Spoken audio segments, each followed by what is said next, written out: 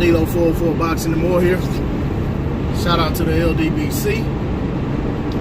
Shout out to New Media. To my subscribers, welcome back to the channel. To my repeat viewers, welcome back to the channel. Anyone new to the channel or anyone who hasn't subscribed, I ask that you please subscribe. Hit that bell icon. I'm trying to grow this channel, trying to get my subscribers up. If you like the videos, hit that like button, drop a comment in the comment section. I want to talk about,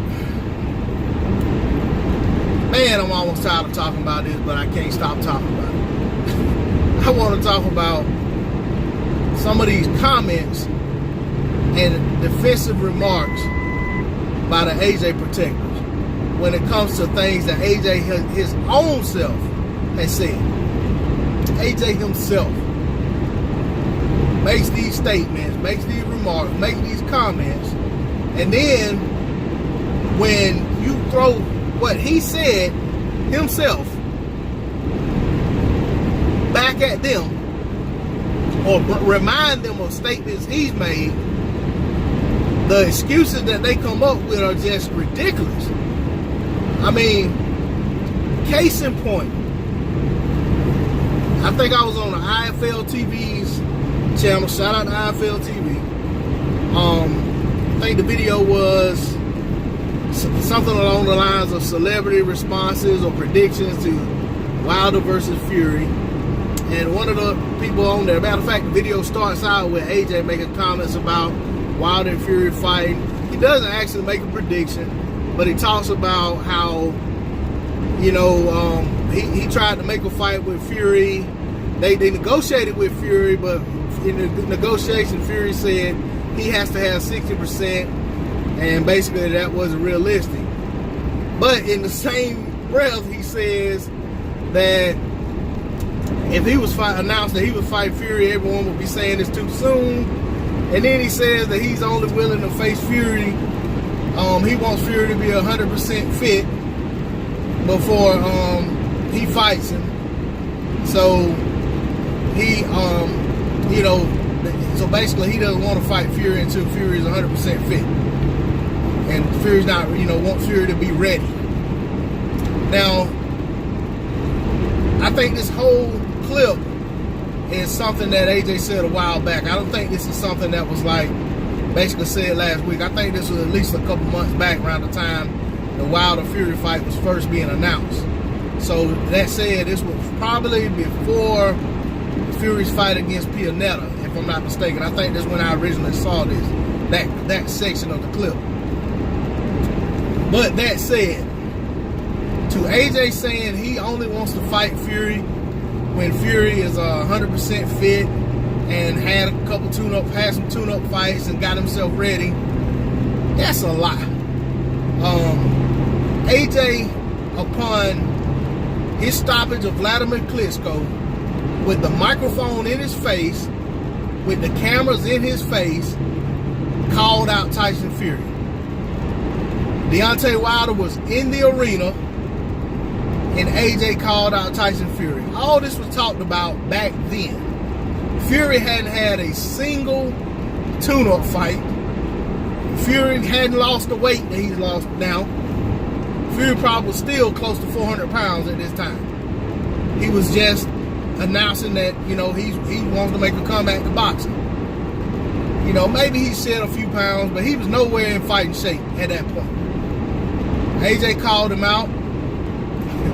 One of the AJ protectors came out, and I mentioned this in the video, you know, in the comments of the video. I said, you know, AJ says this, but AJ called Tyson Fury out right after he beat Vladimir Klitschko with Deontay Wilder sitting in the arena. Of course, one guy said that's probably because he didn't know who Wilder was, because Wilder was too busy fighting garbage men and taxi drivers or whatever it was. And then some other guy said that AJ was only kidding when he said that. AJ was joking. It's like, man, miss me with these excuses about AJ joking. I mean, man, stop the madness. Hey, every time AJ says something and puts his foot in his mouth, or he says something that you guys have forgotten, or conveniently acted as if you've forgotten, and it's brought back up, oh, he was just kidding.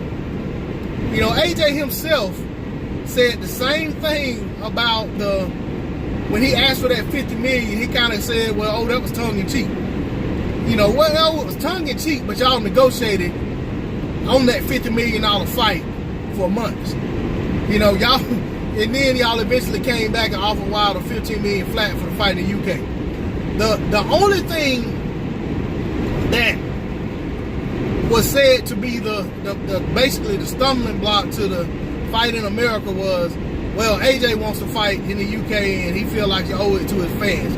AJ never came back and said at that point that, oh, I was only kidding about the $50 million. AJ never said the $50 million wasn't real. None of that stuff until after the fact when they were done negotiating, and basically he had already announced that he would fight Vivek, and at the Zone press conference, that's when he came out and said, well, I ain't seen the $50 million. My bank account hadn't gotten any bigger.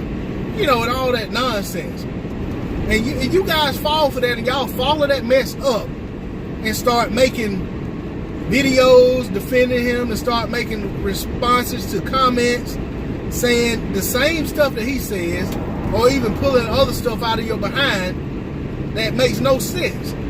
I mean, the reality is, Wilder was at that arena. AJ ignored him and called out Tyson Fury, who hadn't fought at that point, basically hadn't fought in over a year, close to a year and a half at that time, if not longer. Fury had last fought in November of 2015 against Vladimir Klitschko. The same Vladimir Klitschko AJ had just beaten, went life and death with, who hadn't fought since the same date himself. So basically, AJ had just beaten one fighter who hadn't fought in close to 2 years and was calling out another fighter who hadn't fought in close to 2 years.